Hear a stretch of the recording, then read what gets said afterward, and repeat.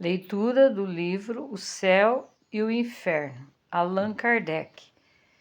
Continuação, Os Anjos, segundo a Igreja. Refutação 3. O princípio geral resultante dessa doutrina é que os anjos são seres puramente espirituais, anteriores e superiores à humanidade, criaturas privilegiadas e votadas à felicidade suprema e eterna, desde a sua formação, dotadas por sua própria natureza de todas as virtudes e conhecimentos, nada tendo feito, aliás, para adquiri-los. Então, por assim dizer, no primeiro plano da criação, contrastando com o último, onde a vida é puramente material, e entre os dois, medianamente, existe a humanidade, isto é, as almas, seres espirituais inferiores aos anjos e ligados a corpos materiais. Desse sistema decorrem várias dificuldades capitais. Em primeiro lugar, que vida é essa puramente material? Será a da matéria bruta? Mas a matéria bruta é inanimada e não tem vida por si mesma. Acaso se referirá aos animais e às plantas? Nesse pressuposto, seria uma quarta ordem na criação, pois não se pode negar que no animal inteligente alguma coisa há de mais que numa planta, e nesta que numa simples pedra.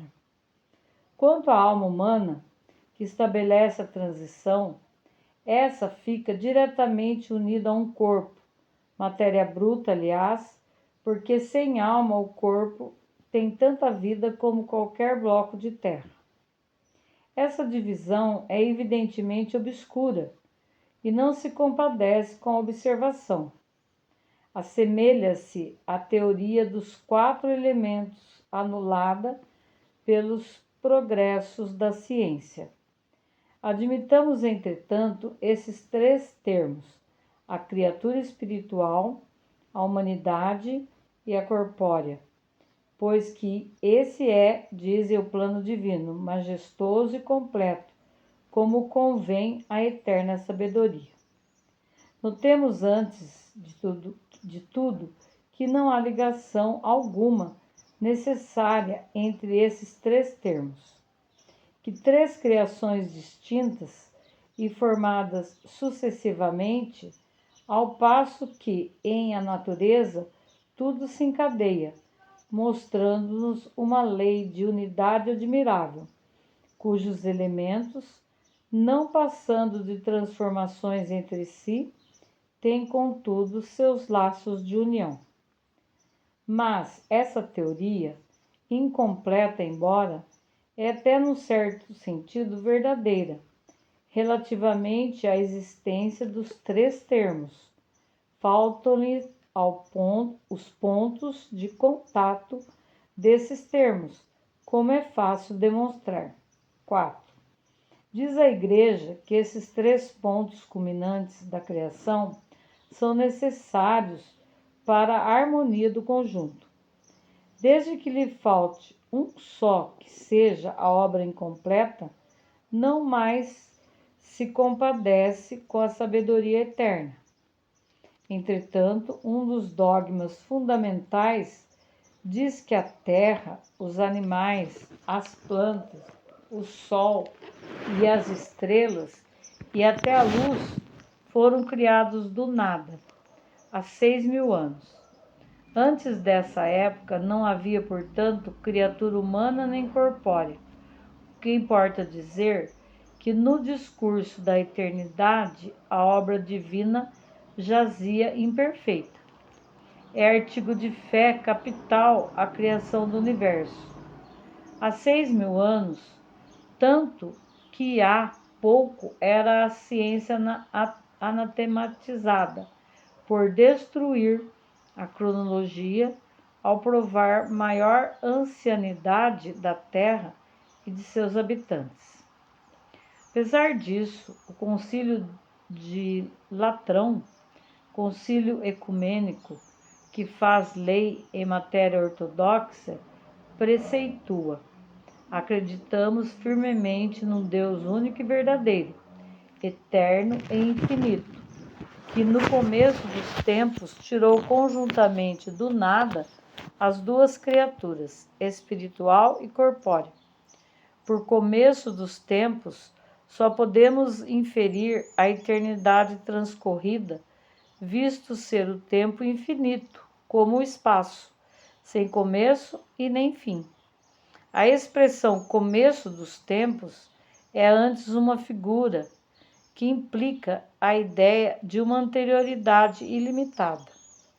O Concílio de Latrão acredita, pois, firmemente que as criaturas espirituais, como as corporais, foram simultaneamente formadas e tiradas em conjunto do nada, numa época indeterminada no passado. A que fica reduzido, assim, o texto bíblico, que data a criação de 6.000 anos dos nossos anos. E ainda que por isto admitamos o começo do universo visível, não poderíamos ampliá-los ao começo dos tempos. Em que crer? No concílio ou na Bíblia? 5. O concílio formula, além disso, uma estranha proposição.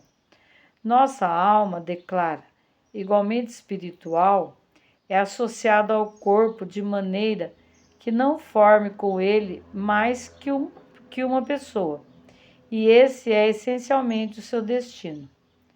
Ora, se o destino essencial da alma é estar unido ao corpo, esta união constitui o estado normal, o desígnio, o fim, por isso que é o seu destino. Entretanto, a alma é imortal e o corpo não. A união daquele com esse só se realiza uma vez, segundo a Igreja. E ainda que durante um século nada seria em relação à eternidade, sendo apenas de algumas horas para muitos, que utilidade teria para a alma a união assim tão efêmera? Mas que se prolongue uma união tanto quanto se pode prolongar uma existência terrena, e ainda assim poder-se-ia afirmar que o seu destino é estar essencialmente integrada? Não, essa união mais não é na realidade do que um incidente, um estádio da alma, nunca o seu estado essencial. Se o destino essencial da alma é estar ligado ao corpo humano, se por sua natureza e segundo o fim providencial da criação, essa união é necessária às manifestações das suas faculdades, forçoso é concluir que sem corpo a alma humana é um ser incompleto. Ora, para que a alma preencha os seus desígnios, deixando o corpo, preciso se faz que tome outro, o que nos conduz à pluralidade forçada das existências, ou por outra, à reencarnação, à perpetuidade. É verdadeiramente estranhável que um concílio, havido por uma das luzes da Igreja, tenha a esse ponto identificado os seres espiritual e material de maneira que não subsistissem por si mesmos, pois que a condição essencial da sua criação é estarem unidos. 6. O quadro hierárquico dos anjos nos mostra que várias ordens têm nas suas atribuições governo físico do mundo e a humanidade, para cujo fim foram criados.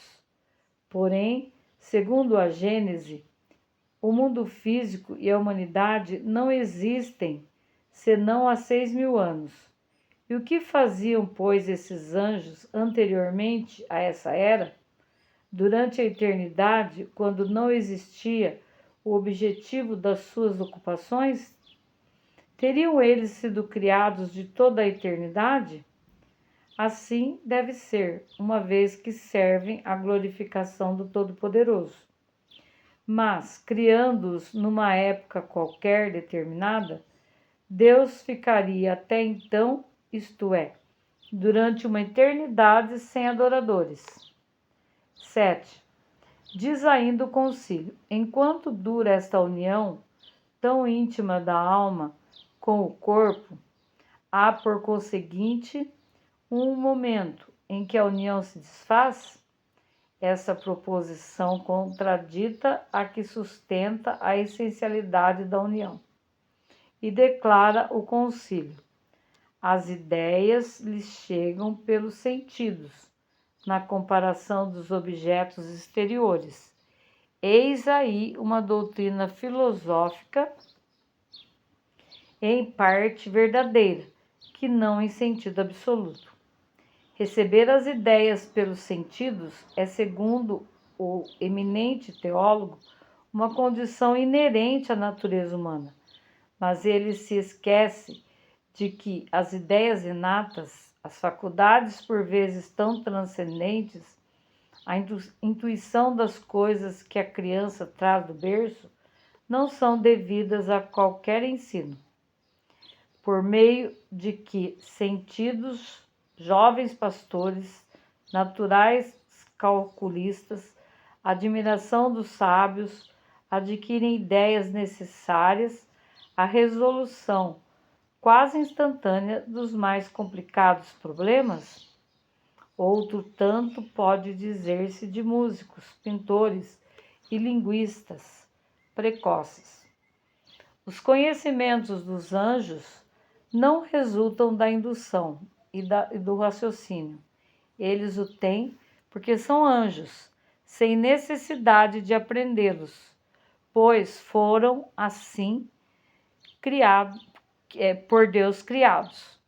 Quanto à alma, essa deve aprender. Mas, se a alma só recebe as ideias por intermédio dos órgãos corporais, que ideias pode ter a alma de uma criança morta no fim de alguns dias, se admitirmos com a Igreja que essa alma não renasce? 8. Assim, se nos apresenta uma questão vital, como aquela de sabermos se a alma pode adquirir conhecimentos após a morte do corpo. Se uma vez liberta do corpo não pode adquirir novos conhecimentos, a alma da criança, do selvagem, do imbecil, do idiota e do ignorante permanecerá tal qual era no momento da morte, condenada à nulidade por todo sempre. Porém, se ao contrário ela adquire novos conhecimentos depois da vida atual, então é porque pode progredir. Sem progresso ulterior para a alma, chegamos a consequências absurdas. Com o progresso, chegamos à negação de todos os dogmas fundados no estacionamento, o destino irrevogável, as penas eternas, etc. Progredindo a alma, qual o limite do progresso? Não há razão para não atingirmos com ele o grau dos anjos ou puros espíritos. Ora, com essa possibilidade, não se justificaria a criação de seres especiais e privilegiados, isentos de qualquer labor, gozando incondicionalmente de eterna felicidade, sem nada terem feito para